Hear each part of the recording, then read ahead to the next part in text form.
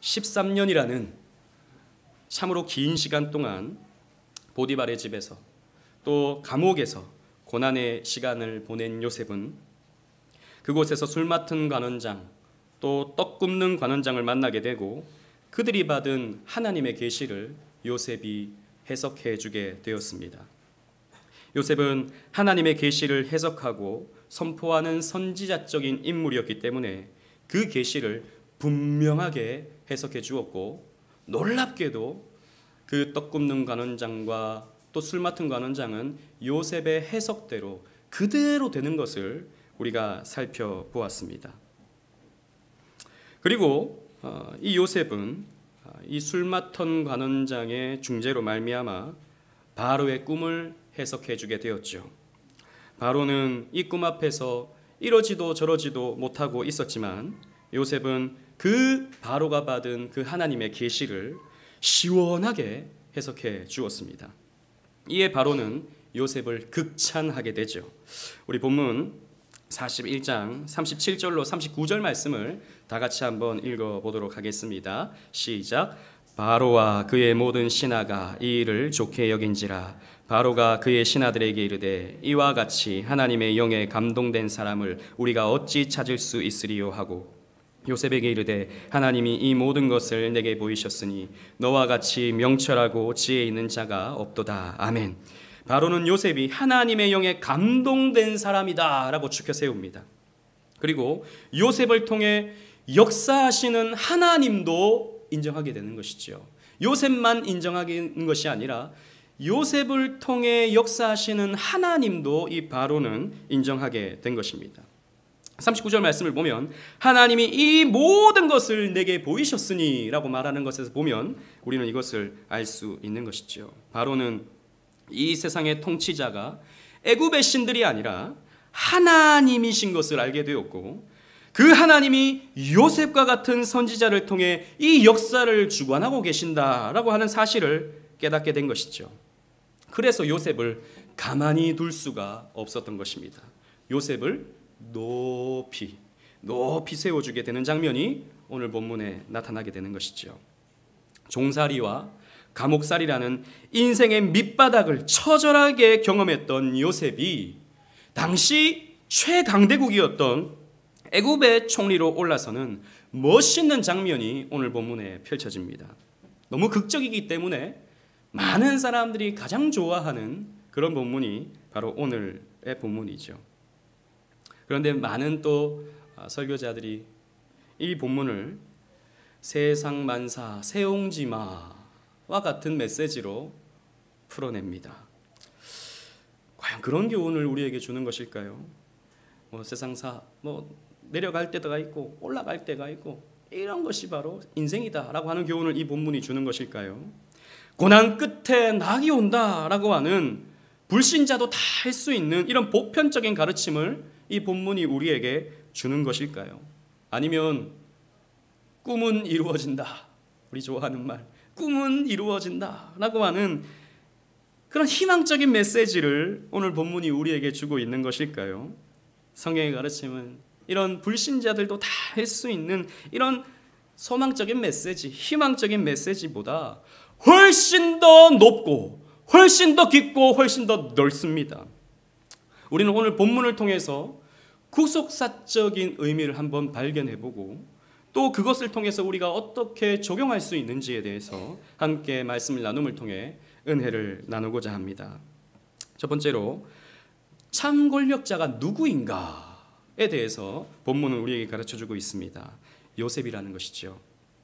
우리 본문 40절로 43절 말씀을 다 같이 읽어보도록 하겠습니다. 40절로 43절입니다. 시작. 너는 내 집을 다스리라. 내 백성이 다 내 명령에 복종하리니. 바로가 또 요셉에게 이르되 내가 너를 애굽 온 땅의 총리가 되게 하노라 하고 자기의 인장 반지를 빼어 요셉의 손에 끼우고 그에게 세마포 옷을 입히고 금사슬을 목에 걸고 자기에게 있는 버금 수레에 그를 태우매 무리가 그의 앞에서 소리 지르기를 엎드리라 하더라. 바로가 그에게 애굽 전국을 총리로 다스리게 하였더라. 아멘. 바로는 요셉에게 애굽 온 땅의 총리가 되게 합니다. 심지어 내가 너보다 높은 것은 내 왕자뿐이다 라고 말할 정도였습니다. 바로의 모든 실권을 요셉에게 맡겨주게 된 것이죠. 위임해 주게 된 것입니다. 그래서 그 표시로서 인장방지를 빼어서 이 반지를 빼어서 요셉에게 끼우게 되는데 이것이 무엇입니까? 옥새와 같은 것이죠. 즉 왕의 결제 도장을 요셉에게 위임했던 것입니다. 이로 말미암아 요셉은 애굽의 최고의 치리자, 애굽의 최고의 권력을 가진 자가 된 것이죠. 그리고 바로는 요셉에게 세마포 옷을 입혔다라고 하는데 언제나 이 근동사회에서 옷이라고 하는 것은 그 신분을 나타냅니다. 요셉의 신분을 이 노예의 신분에서 가장 높은 귀족의 신분으로 상승시켰다는 것을 의미하죠. 또 금사슬을 요셉의 목에 걸었다라고 했는데 이것은 요셉에게 재물까지도, 풍성한 재물까지도 하사했다라고 하는 것을 우리가 살펴볼 수 있는 것입니다. 그리고 바로는 요셉에게 버금 수레를 하사했는데 이 버금 수레라는 말은 왕이 타는 수레에 버금가는 수레라는 그런 의미가 되는 것이죠. 즉 바로가 타는 수레와 같은 수레를 타고 온 땅을 다니면서 이 애굽의 온 지면을 다니면서 온 백성들을 다스리게 했다라고 하는 것입니다. 요셉은 바로가 할 수 있는 모든 것을 할 수 있었습니다. 그리고 전 애굽을 통치할 수 있는 권한을 이 요셉은 다 갖게 된 것이죠. 여러분 근데 곰곰이 생각해 보면 요셉은요 항상 이랬습니다. 여러분 보디발 집에서 요셉은 어떠했습니까? 보디발의 집에서 요셉은 그 보디발에게 신임을 얻어서 그 가정 총무의 일을 맡게 되었습니다. 그래서 창세기 39장 8절 말씀을 보면 내 주인의 집안의 모든 소유를 간섭하지 아니하고 다 내 손에 위탁하였으니 라고 요셉이 말하거든요. 즉 보디발은 그 집의 크고 작은 일들 신경 쓰지 않았습니다. 다 요셉의 뜻대로 하게 만들었던 것이죠. 그 집 주인은 보디발이었지만 그 집의 참 권력자는 누구였습니까? 요셉이었다라는 것이죠. 감옥에서도 마찬가지였습니다. 요셉은 그 간수장의 신임을 얻게 되어서 그 죄수들의 전반 사물을 다 도맡게 되었습니다. 39장 22절 말씀을 보면 간수장이 옥중 죄수를 다 요셉의 손에 맡김으로 그 재반 사물을 요셉이 다 처리하고 라고 했습니다. 즉 간수장도 신경 쓰지 않았어요.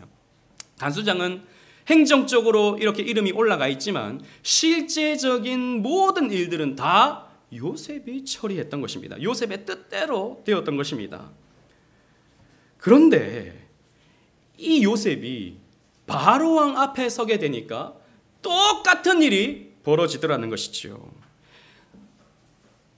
이렇게 보이기로는 바로가 그 나라의 왕이고 권력자이지만 실제적인 권력자는 요셉이 되더라는 것이죠.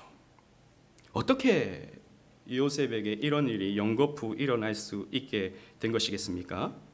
그가 탁월한 지혜를 가지고 있어서, 요셉은 다른 사람이 가지지 못한 어떤 탁월한 지혜를 가지고 있어서, 또 다른 사람은 흉내낼 수 없는 어떤 성실함, 진실함을 갖고 있어서, 혹은 성경에 보면 이 요셉의 외모가 준수했다 그러잖아요. 얼굴이 잘생겼을 거예요. 요셉은 잘생겨서 성품도 좋고 성실도 하고 잘생기기도 했으니 너에게 다 맡겨주겠다 이러했을까요? 물론 어느 정도 영향을 줬을 수 있겠지만 본질적인 것은 그것이 아니었습니다. 여러분, 요셉이 이렇게 어디를 가든 그곳에 참 권력자가 될 수 있었던 이유는 하나님의 계시를 맡은 그의 직분 때문이었습니다. 여러분, 바로의 경우를 봅시다. 세상 최고의 권력을 가졌던 이 바로도 자신의 꿈, 즉 하나님이 주신 계시 앞에서는 그 권력이 아무 쓸모가 없었어요. 그게 무슨 뜻인지, 자신 앞에 어떤 일이 일어나는지 바로는 도무지 알 수가 없었습니다. 자기가 다스리는 애굽에 뭔가 일이 일어날 것 같은데, 이 꿈을 통해서 뭔가 일이 일어날 것 같은데 자기는 그 꿈 앞에서 무력했던 것이죠. 그런데 요셉은 그 하나님이 주신 계시를 풀어내더라는 것입니다. 이 세상이 어떻게 돌아갈 것인지에 대해서 요셉은 시원하게 답을 주더라는 것이죠. 그래서 7년의 풍년과 7년의 흉년을 완벽하게 예언하고 또 그 하나님의 계획을 완벽하게 설명할 수 있는 능력이 요셉에게 있었다는 것입니다. 그러기에 바로는 자신의 앞날을 요셉에게 맡겨버린 것이죠. 자신의 미래를 요셉에게 위임할 수밖에 없었던 것입니다.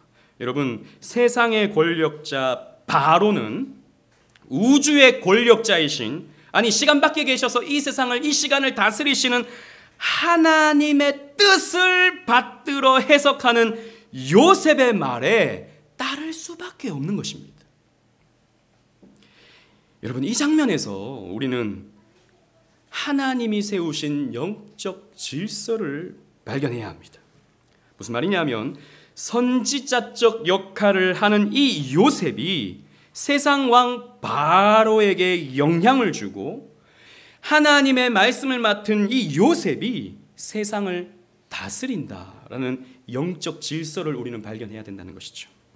여러분, 오늘날로 적용해 본다면 선지자적인 역할을 감당하는 교회가 이 나라 대한민국에 영향을 줘야 하고 이 교회가 궁극적으로 이 나라를 다스리게 해야 한다라는 것입니다. 여러분, 오해하지 마십시오. 이 교회가 또 힘을 규합해서 무슨 정치 세력을 만들어서 뭐 대통령을 배출해내고 뭔가 정당을 만들고 이것을 말하는 것이 아닙니다. 영적으로 다스리는 것을 제가 말씀드리고 있는 것입니다. 여러분, 이것이 하나님이 세우신 영적 질서입니다. 교회가 세상을 다스리는 거예요. 하나님의 사람들이 이 세상 사람들을 다스리는 겁니다. 정치적으로, 경제적으로 다스리는 것이 아니라 영적으로 다스린다라는 것이죠. 그런데 그게 결과적으로 그 나라를 좌지우지하게 된다는 것입니다. 역사를 보시면 16세기 독일에서 루터가 종교개혁을 일으켰죠. 그리고 스위스에서는, 제네바에서는 칼빈이 이 종교개혁을 이루어갔습니다. 그 교회개혁운동이 일어나니까 그 나라들이 어떻게 되었습니까? 독일과 스위스는 상공업이 가장 발달해서 가장 경제가 부흥하는, 경제가 활력을 얻는 그런 부유한 나라들이 되었습니다. 17세기 네덜란드에 칼빈주의 신앙인들이 그곳에 개혁교회를 세우고 또 하나님 말씀으로 자녀들을 교육하게 되자 17세기 네덜란드는 해상 패권을 차지하게 되고 골든에이지, 황금 시대를 열었습니다.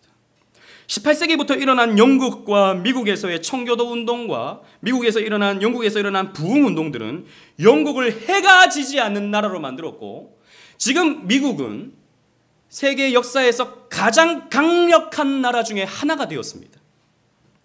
1907년에 일어난 평양의 부흥 운동은 평양을 가장 근면 성실한 지역으로 바꾸어갔고, 거기에서 은혜를 받았던 사람들이 6.25 전쟁으로 월남하여서 이 남한 곳곳에 교회를 세움으로 말미암아 교회가 세상에서 유래를 찾아볼 수 없을 정도로 빠르게 부흥할 수 있게 되었을 때 놀랍게도 이 나라의 경제 또한 부흥할 수 있게 되었습니다. 여러분, 물론 이러한 역사의 배경에는, 이면에는 또 어둠의 그림자가 또 분명히 있습니다만, 나타나는 현상들을 바라봤을 때 교회가 바르게 세워지고 교회가 부흥을 하고 교회가 뜨거워질 때 그 나라가 안정이 되고 그 나라가 성장을 하고 그 나라가 복을 받는다는 것은 역사적인 과정을 통해서 우리가 살펴볼 수 있는 일인 것이죠.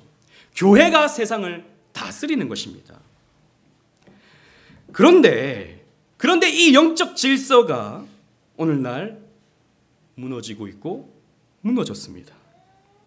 교회가 세상을 좌지우지하는 것이 아니라 세상이 교회를 좌지우지하게 되어버린 것이죠. 교회가 세상의 다스림을 받게 된 것입니다. 여러분, 세상에 유행하는 강의 스타일이 교회의 설교 스타일을 바꾸어 놓고 있습니다. 여러분, 요즘에 큰 교회를 가시면요, 이렇게 강단에 꼿꼿이 서서 원고를 보면서 준비된 설교를 하는 목사님들이 잘 없습니다. 이런 마이크를 딱 위에 딱 끼고 여기저기 다니면서 앉았다가 일어났다가 뭔가 영상을 보여주거나 음악을 들려주거나 이렇게 사람들의 마음을 집중시킬 수 있는 세상의 강연의 도구들을 교회 안으로 들이고 와서 그것으로 사람들의 마음을 움직이려고 하는 이런 수단들이 교회 안에 들어오고 있는 거죠. 세상의 친목 단체들이, 그런 단체들의 여러 가지 프로그램들이 교회의 프로그램들을 채우고 있습니다. 그래서 오늘날 교회는 무슨 복지센터, 문화센터, 동호회 이런 것들로 가득하게 되었어요. 사람들이 그것을 좋아하니까, 그런데 가고 싶어 하니까 교회도 문화센터가 되어버리고 있는 것입니다. 세상의 권력을 가진 사람들이 교회를 오게 되면, 여러분 제가 어느 특정 교회를 비판하는 것이 아닙니다. 한국 교회, 큰 교회들은 다 그렇습니다. 정치인들이 그 교회를 무슨 행사가 있을 때 방문을 하게 되면 자리를 일으켜 세워줘서 인사를 시키고 박수를 받게 하고 만들죠. 하나님 안 믿는 사람이 표를 받기 위해서 교회에 와서 앉아 있는데 교회가 그 사람들을 대접하고 그 사람들의 이름을 불러주고 그 사람을 환영하고 그 사람에게 박수를 쳐주는, 여러분 그것은 분명히 세속적인 모습입니다. 세상의 권력자가, 세상의 권력을 가지고 있는 자가 교회에 와서도 권력자로서 나타나는 거예요. 직분을 세우는 것도 마찬가지입니다. 세상적으로 돈을 가지고 있고 권력을 가지고 있는 사람들이 교회를 다니면 그런 사람들을 직분자로 세웁니다. 장로를 세워주고 권사를 세워주고, 그 사람이 얼마나 하나님 앞에서 신실한 그리스도인인가 이런 것을 보지 아니하고, 그것은 기본이고 그래도 세상적인 힘이 있어야 그 교회를 그래도 다스릴 수 있는 힘이 생기지 않겠느냐라고 하는 지극히도 세상적인 관점을 가지고 그런 직분자들을 세웁니다. 목사를 청빙하는 것도 마찬가지입니다. 목사를 청빙할 때 그 목사가 얼마나 바른 설교를 하는가를 보지 아니하고 그 목사의 스펙을 봅니다. 어느 대학 출신인가, 어디에서 유학했는가, 어떤 경력을 가지고 있는가, 지극히도 세속적인 관점을 가지고 목사를 청빙하죠. 교회를 선택하는 것도 마찬가지입니다. 교회의 규모를 봅니다. 교회 건물을 봅니다. 그 교회의 시스템을 봅니다. 여러분 보십시오. 오늘날의 교회가 세상에게 영향을 줍니까? 세상에 영향을 받고 있습니까? 교회가 세상을 좌지우지해야 하는데 오늘날 교회가 세상에 의해 좌지우지가 되고 있는 거예요. 세상을 너무나도 닮아버린 거예요. 세상을 너무나도 추종하는 거예요. 교회가 이렇게 돼버린 것입니다. 이러니 교회가 맛을 잃어버린 거예요, 여러분. 소금이 맛을 잃어버리면 저 땅에 뿌리워 던지움을 받는 거예요. 버려짐을 당하게 되는 거예요. 그러니 오늘날 세상에서 사람들이 교회를 바라보면서 맛있는 소금이라고 평가하는 것이죠. 쓸모없는 집단이라고 평가하게 되는 것이죠. 여러분, 이렇게 교회가 세속화될 때, 이렇게 교회가 세상을 따라가게 될 때, 이렇게 교회가 세상을 흉내낼 때 교회는 망합니다. 교회로서의 거룩함을 잃어버리고 교회의 능력과 권능을 잃어버리게 되는 것이죠. 여러분 명심하십시오. 교회는 세상을 가르치는 존재이지 세상으로부터 가르침을 받는 그런 공동체가 아닌 것입니다. 이 땅에 교회가 얼마나 타락했냐 하면 교회가 분쟁이 일어날 때 세상 법정에 가지고 가서 그 분쟁의 어떤 해결을 구합니다. 교회 안에서 문제를 세상 법정에 가져가서 세상의 판단을 받습니다. 그래서 교회 이 편 저편이 나누면 이 교회 이 편에는 이만큼 재산을 분할하고 저 편에는 이만큼 재산을 분할하세요 라고 하는 판단을 오늘날 예수를 믿지 않는 판사가 판결을 해주는 거예요. 이게 여러분 교회가 이렇게도 타락한 모습입니다. 여러분 오늘날 제가 여러 번 기도하지만 이 나라의 정치, 경제, 안보, 외교 등 총체적인 이런 혼란함은 다른 데 원인이 있지 않습니다. 다른 데 원인이 있는 것이 아니에요. 이 땅에 교회가 교회로서의 사명을 감당하지 못하기 때문에 이 사회가 이렇게 어지러운 것입니다. 교회가 역할을 못하기 때문입니다. 그러기에 우리 그리스도인들은 우리의 믿음의 삶을 통해 세상 사람들에게 가르쳐야 됩니다. 우리의 삶을 통해서 무엇이 가장 행복한 삶이며 무엇이 가장 가치 있는 삶이며 무엇이 가장 아름다운 삶인지 우리 교회의 모습을 통해서 세상에게 가르쳐줘야 된다는 것이죠. 때로는 어려운 일을 당해도 때로는 답답한 일을 당해도 정말 망할 것 같은 상황이 닥쳐와도 세상 사람들이 같으면 정말 좌절해버리고 낙심해버리고 삶을 포기할 수밖에 없는 그런 상황 속에서도 의연하게 그 고난을 잘 대처하고 그 속에서도 감사의 이유를 찾고 그 나름대로의 하나님이 주시는 그 소망을 가지고 그 어려움을 넉넉하게 이겨나가는 모습을 통해서 우리는 세상에게 가르쳐줘야 되는 것입니다. 예수 믿는 사람은 이렇게 산다. 예수 믿는 사람은 이렇게 어려운 가운데서도 행복할 수 있다. 가르쳐줘야 되는 것입니다. 그런데 여러분, 오늘날 그게 안 되는 거예요. 이게 안 되는 거예요. 교회 와서 하나님이 주시는 복 받기만 바라지, 우리가 이 예배당을 나가는 그 순간부터 그리스도의 삶은 우리의 머릿속엔 온데간데 없는 거예요. 교회가 교회로서의 역할을 못한 것입니다. 여러분, 초대교회 우리 신앙의 선배들은 예수 믿는 것이 무엇인지를 너무나도 잘 보여줬습니다. 끓는 가마 속에 들어가기도 하고 그 화형의 현장에서 목숨을 잃어가는 그 순간 속에서도 사자가, 굶주린 사자가 팔다리를 물어뜯는 그런 상황 속에서도 믿음 잃지 아니하고 원망하지 아니하고 믿음을 저버리지 아니하고 끝까지 익투스, 나의 주는 오직 예수 그리스도 하나님의 아들 그분밖에 없습니다 라고 외쳤던 그 신앙의 선배들의 모습은 세상 사람들에게 무엇이 참된 삶인지, 무엇이 가치 있는 삶인지를 보여줬던 것이지요. 여러분, 커바디스라는 영화를 혹시 보셨습니까? 부활절이나 크리스마스 어간이 되면 EBS나 이런 데서 자주 보여주더라고요. 거기에 보면 이제 믿음의 성도들이 그 굶주린 사자의 위협 앞에서도 믿음을 지키죠. 그때 그 영화의 한 장면이긴 하지만, 연출된 장면이긴 하지만, 거기에 그 콜로세움 경기장에 앉아있던 사람들이 이렇게 말합니다. 도대체 뭔가? 도대체 저들은 무슨 믿음을 가진 사람들인가? 저들은 도대체 왜 저렇게 팔이 잘려가는 순간에서도 믿음을 지키고 의연하게 기도하면서 행복하게 찬양하면서 저렇게 마지막의 삶을 저렇게 보내고 있는가? 사람들이 놀라죠. 배우는 것입니다. 세상 사람들이 그렇게 배웠던 것입니다. 그래서 여러분, 그 로마가 기독교 국가가 될 수 있었던 것이죠. 이렇게 핍박 가운데 있던 초대교회 성도들에게 히브리서 기자는 이렇게 권면했습니다. 우리 주보를 보시고 히브리서 11장 36절로 38절 말씀 다 같이 읽어보도록 하겠습니다. 시작.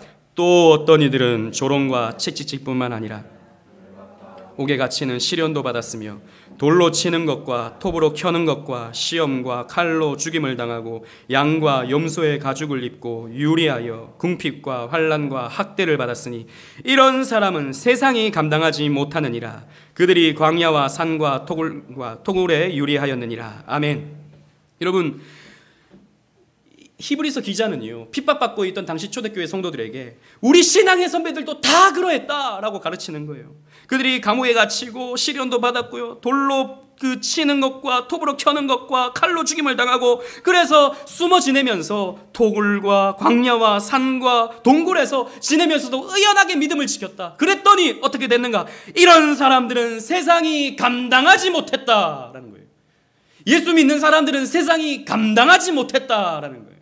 그러니 너희들아, 핍박당하는 너희들아, 너희들 의연하게 믿음을 지켜서 그때 세상 사람들에게 보여줘라. 너희들은 세상이 감당하지 못하는 사람이라는 것을 보여줘라 라고 히브리서 기자는 이렇게 권면하고 있는 거예요. 여러분, 우리가 세상이 감당하지 못하는 사람이 돼야 됩니다.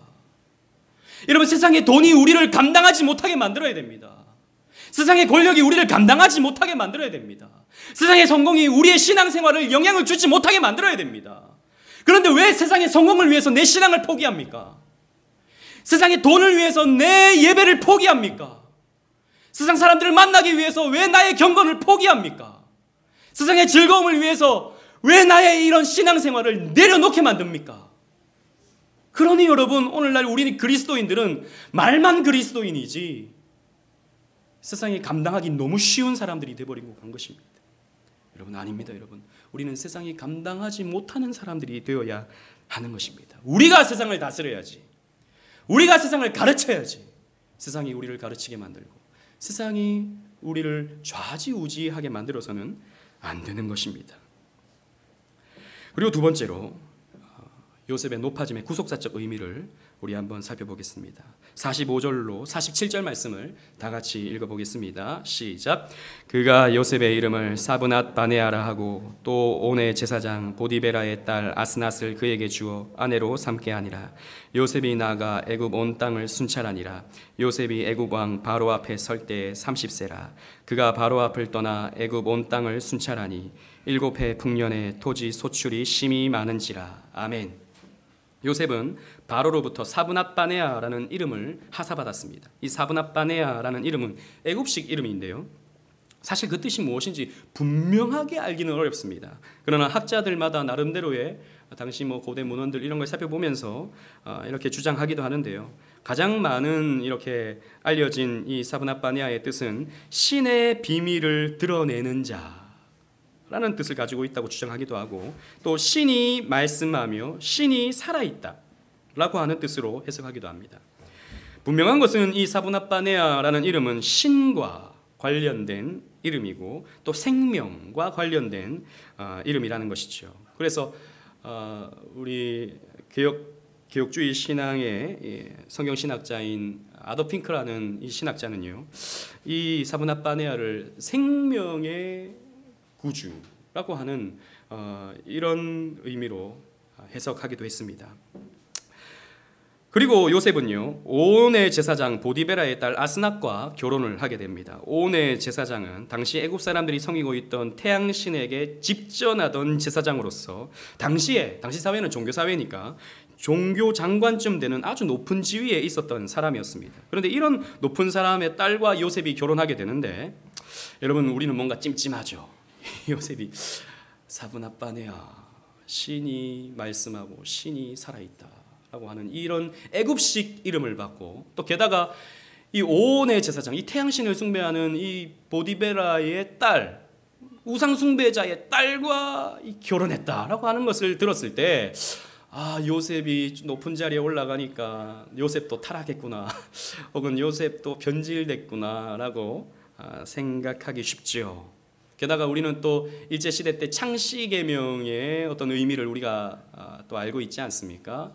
어떤 민족적인 어떤 정체성이 말살되는 그런 의미로 또 받아들일 수 있기 때문에, 또 이 이방인과 결혼하는, 이런 우상숭배자와 결혼하는 것에 대해서 좀 뭔가 반감이 생길 수 있다는 것이죠. 그런데 그렇게 볼 것이 아닙니다.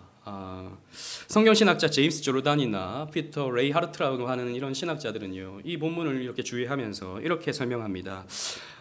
이 보디베라가 온의 제사장이었지만 아마도 이 요셉의 이 계시 해석으로 말미암아, 하나님의 말씀 선포로 말미암아 바로뿐만 아니라 이런 보디베라까지도 회심하게 되었을 것이다 라고 이렇게 설명을 합니다. 저는 그런 말이 굉장히 설득력이 있다고 생각해요. 왜냐하면 바로도 이 요셉의 말을 듣고 하나님의 존재를 알거든요. 그리고 하나님의 섭리를 깨닫거든요. 그리고 하나님의 능력을 믿게 됩니다. 그래서 그 믿음의 결과로서 요셉에게 정권을 맡기게 되는 것이죠.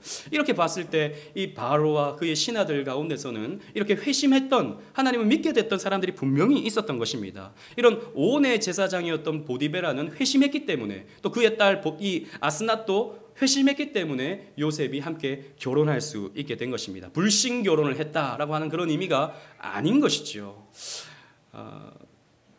이거는 그냥 제가 저희 가족에서 일어난 이야기인데, 저희 아들이 여자친구가 있거든요. 어린이집에서. 근데 교회를 안 다녀요. 교회를 안 다녀요. 그래서 제가 이렇게 물어봤어요. 그 친구가 교회 안 다니는데 앞으로 결혼하기가 좀 힘들 텐데, 제가 이렇게 얘기를 했어요. 왜냐하면 자기가 자꾸 결혼한대요. 제가 그 자기 여자친구랑 앞으로 결혼할 거라고.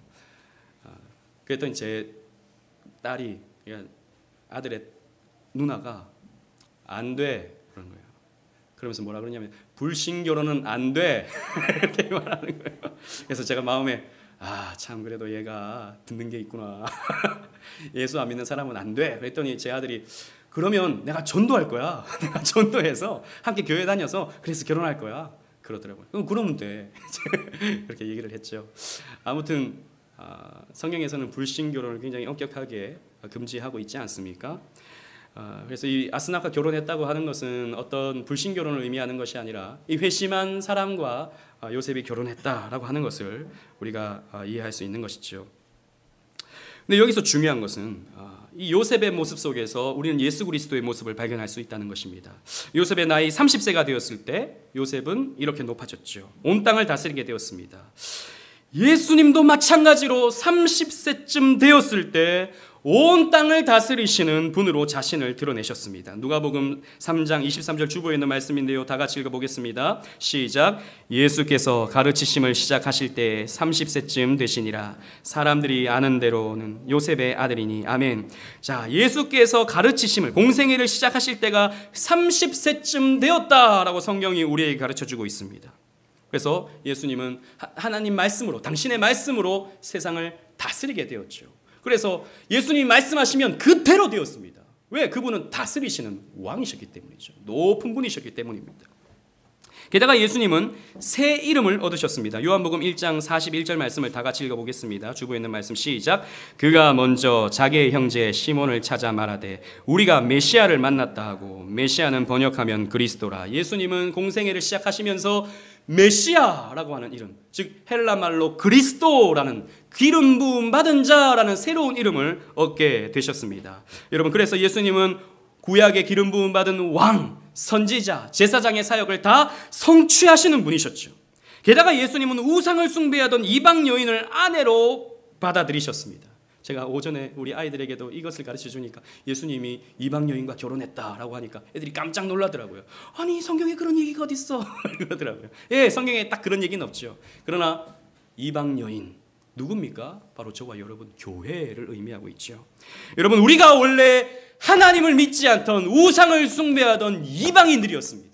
그런데 예수님은 우리를 아내로 삼아주셨죠. 신부로 삼아주셨던 것이지요. 에베소서 5장 31절 32절 말씀은 이렇게 기록하고 있습니다. 다 같이 읽어보겠습니다. 시작. 그러므로 사람이 부모를 떠나 그의 아내와 합하여 그 둘이 한 육체가 될지니 이 비밀이 크도다. 나는 그리스도와 교회에 대하여 말하노라. 아멘.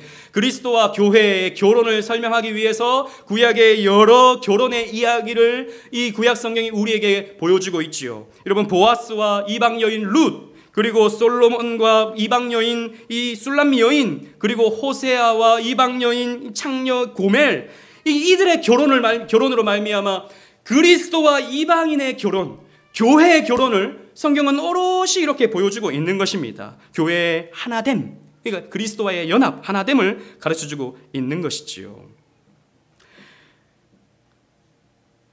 돈과 명예, 세상과 사람, 쾌락과 음란을 사랑하며 그것들에게 끝없이 집착하던 그런 우상숭배에 빠져있던 이방 여인이 바로 저와 여러분들이었던 것입니다. 예수님은 이런 저와 여러분들을 선택하시고 아무 이유 없이, 아무 조건 없이 그저 사랑하시며, 끝까지 사랑하시며 우리와 연합해 주시는 것이지요. 이게 바로 예수님이 우리를 아내 삼아 주신 것입니다. 이렇게 요셉의 삶은 예수님의 삶을 예표하며 요셉의 높아짐은 예수님의 높아짐을 고스란히 예표합니다. 예수님은 죽음에서 3일 만에 부활하사 영광을 얻으시고 하늘로 올라가시고 하나님 보좌 우편에 앉으심으로 지극히 높아지셨습니다. 그래서 지금도 이 땅을 통치하시며 지금도 이 땅을 예수님께서 다스리시고 계시죠. 예수님의 승귀, 예수님의 높아짐이 성경에 나타나고 있습니다. 따라서 선지자 요셉처럼 선지자적 직분을 감당하는 교회도 예수님과 연합되어 있기 때문에 예수 안에 있는 저와 여러분들의 삶에도 예수님처럼 고난도 찾아오지만 예수님처럼 이 고난의 시간이 끝나면 눈물 골짜기를 다 지나게 되면 결국 하나님이 우리를 높여주실 때가 온다라고 하는 소망적 메시지가 오늘 본문에 우리에게 주고 있는 것입니다. 여러분, 결국 하나님께서 높여주신 때를 우리는 만날 수 있습니다. 여러분, 고난의 시간을 혹시 여러분 보내고 계십니까? 정말 힘든 눈물 골짜기를 지금 지나고 계십니까? 여러분, 이 연단의 시간은 끝이 있습니다. 이 연단의 시간은 끝이 있어요. 물론 우리의 인생 전부가 연단의 시간이기도 하지만, 그러나 하나님은 이 연단의 시간 속에서, 이 삶의 현장 속에서도 때로는 고난도 주시고 때로는 우리를 높여주셔서 기쁨과 감사의 삶을 살게 하시기도 하시는 것이지요. 여러분, 그렇기 때문에 우리는 오늘의 삶에, 오늘의 힘겨운 삶에서 잘 인내하는 것이 저와 여러분들의 사명입니다. 그때까지, 그 하나님께서 높여주실 때까지 울며 씨를 뿌려야 하는 것입니다. 지금은 오해를 받아 사람들에게 손가락질을 받아도 그 언젠가 하나님의 때에 하나님은 그 오해를 걷어주시고 결국 우리의 믿음이 오롯이 드러날 수 있도록, 그래서 우리가 세상에 영향을 미칠 수 있는 때가 우리의 인생 가운데 온다라는 것이지요. 갈라디아서 6장 9절은 이렇게 우리에게 권면하고 있습니다. 다 같이 읽어보겠습니다. 시작. 우리가 선을 행하되 낙심하지 말지니 포기하지 아니하면 때가 이름에 거두리라. 아멘. 지금 우리는 뿌리를 뗍니다. 낙심하지 아니하고 열심히 우리가 눈물로 씨앗을 뿌리면 거두는 때가 온다라고 성경이 우리에게 가르쳐주고 있는 것이죠. 여러분, 이런 은혜가 여러분들에게 있기를 소망합니다. 요셉은 높아짐의 절정을 누리게 되는데 그것은 두 아들을 얻는 일이었습니다. 우리 50절로 52절 말씀을 다 같이 읽어보도록 하겠습니다. 본문 50절로 52절 말씀 읽어보겠습니다. 시작. 흉년이 들기 전에 요셉에게 두 아들이 나되 곧 온의 제사장 보디베라의 딸 아스낫이 그에게서 낳은지라. 요셉이 그의 장남의 이름을 므낫세라 하였으니 하나님이 내게 내 모든 고난과 내 아버지의 온 집의 일을 잃어버리게 하셨다 함이요 차남의 이름을 에브라임이라 하였으니 하나님이 나를 내가 수고한 땅에서 번성하게 하셨다 함이었더라. 아멘. 첫째 아들 이름은 므낫세입니다. 이 이름은 있다라는 히브리어 나사에서 파생된 이름입니다. 요셉은 얼마나 행복했던지 형제들의 시기와 미움, 종으로서의 시간, 모함으로 가게 된 그 억울했던 감옥, 이 모든 것을 아들을 얻음을 통해서 내가 잊게 되었다라고 외쳤던 것이지요. 그리고 둘째 아들의 이름은 에브라임입니다. 이 이름의 뜻은 에프라트라는 말의 쌍수형인데요, 두 배의 땅, 두 배의 결실이라고 하는 뜻을 가지고 있습니다. 그래서 요셉은 이 에브라임을 낳고 하나님이 나로 번성하게 했다, 두 배를 주셨다라고 이렇게 감사의 의미를 그 이름에 담은 것이지요. 여러분, 그렇습니다. 하나님은 우리를 이렇게 인도하십니다. 그때는 그렇게 어려웠는데, 그것 때문에 내가 죽을 것만 같았는데 하나님은 그런 기억을 깡그리 잊어버리게 하시고 사소한 기억으로 바꾸어 버리시는 분이 바로 우리 하나님이십니다. 여러분, 우리요 사실 늘 고민하잖아요. 늘 힘들잖아요. 여러분 인생에서 안 힘든 때가 언제였습니까?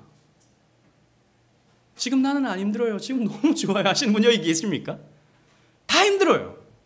저는요 인생이 그랬던 것 같아요. 늘 뭔가 한 가지 문제 때문에 고민하고 아파했고 지쳐 있었고 그럴 때가 있었어요. 그런데요, 시간이 지나면 그때는 그것 때문에 너무 힘들었는데, 그것 때문에 때로는 정말 죽을 것만 같았는데 기억나지 않아요, 시간이 지나니까. 여러분, 작년 이맘때 걱정이 있었죠? 작년 이맘 때문에 여러분 많이 힘들었죠? 뭐 때문에 힘들었습니까? 기억 한번 해보세요. 기억이 잘 안 나요. 힘들었는데 기억이 잘 안 나요. 여러분, 이미 이러한 은혜가 여러분들에게 베풀어지고 있다는 증거인 것입니다. 하나님께서 우리의 삶에 하나님께서 좋은 것들을 그때그때마다 채워주시기 때문에, 그래서 우리를 또 높여주시기 때문에 옛날에 그 아픔과 시련과 그 눈물 골짜기가 기억조차 나지 않는 그때를 우리에게 허락해 주시는 것입니다. 여러분, 요셉에게도 그러한 삶이 있었고 예수님에게도 그러한 모습이 있었기 때문에 우리에게도 여전히 이런 모습들이 나타나는 거예요. 여러분, 이걸 기복주의라고 생각하지 마십시오. 성경에 약속된 이런 축복조차도 십자가의 길, 고난의 길, 이것만 우리가 생각해서 그것만이 아주 좀 고고한 어떤 믿음이라고 생각하기 쉬운데, 여러분, 성경은 우리에게 이런 축복도, 높여줌의 이런 약속도 우리에게 기록해주고 있는 것입니다. 이러한 약속을 우리가 받아들이고 사모하는 것은 당연한 우리의 자세가 되어야 한다는 것이지요. 하나님은 고난도 우리에게 주시지만 영광의 시간도 우리에게 허락해 주시는 것입니다. 사랑하는 오직 은혜교회 성도 여러분, 요셉의 높아짐은 예수님의 높아짐의 예표입니다. 그리스도의 높아짐은 그리스도 안에 있는 저와 여러분들의 높아짐의 약속입니다. 그래서 계시록은 우리에게 이렇게 말씀하고 있습니다. 계시록 20장 4절 말씀 우리 다 같이 한번 읽어보겠습니다. 시작. 또 내가 보좌들을 보니 거기에 앉은 자들이 있어 사랑하는 심판하는 권세를 받았더라.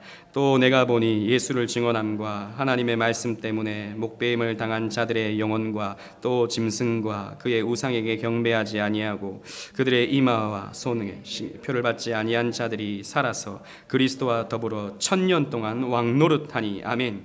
여러분, 이 사람들은 고난을 이겨낸 사람들이죠. 이 땅에서 고난을 잘 이겨낸 사람들을 말하고 있습니다. 그런데 그들은 이마와 손에 짐승의 표를 받지 아니하는 그들은 살아서 그리스도와 더불어 1000년 동안 왕노릇한다 그랬습니다. 이 1000년은 어떤 1000년일까요? 예수님 오시고 나서의 1000년일까요? 우리는 그렇게 보지 않습니다. 우리 개혁파 종말론은 이 1000년을 교회 시대라고 봅니다. 예수님의 초림과 예수님의 재림 사이에 이 시대를 우리는 천년왕국 시대라고 우리는 말하고 있죠. 세대주의자들은 그렇게 보지 않지만 우리는 그렇게 보고 있습니다. 그래서 예수님이 이 땅에 오셔서 통치하시는 그 통치 위임을 우리에게 주신 거예요. 그래서 우리는 이 땅에서 무엇으로 살아갑니까?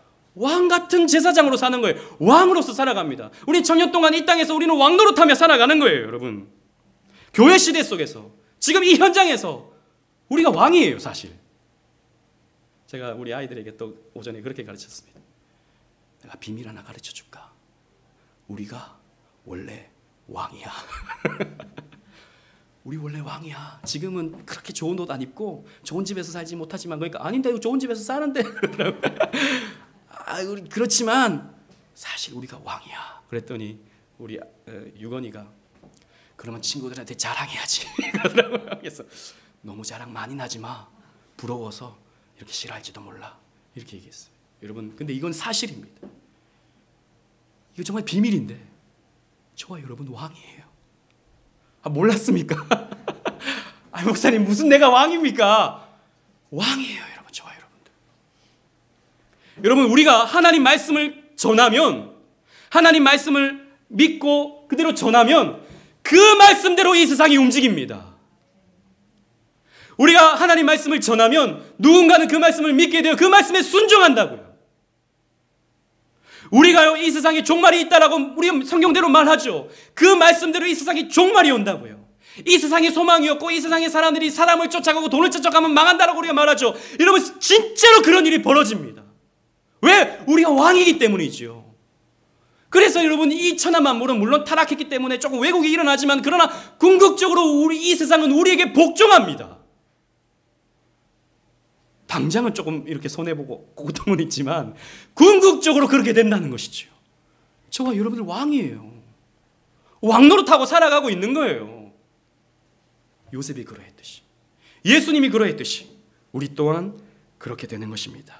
여러분, 그런데 궁극적으로 예수님께서 이 땅에 다시 오실 때 우리는 정말 10고울의 권세를 가지는 그런 천상에서의 권세를 가지고 살아가게 될 것입니다. 여러분, 그때 우리는 이 누더기 옷을 벗어버리고 왕좌에 오르게 될 것입니다. 이것이 우리에게 소망이 되는 것이죠. 이 믿음으로 살아가시는 저와 여러분들 되시기를 주님 이름으로 축원합니다. 아멘.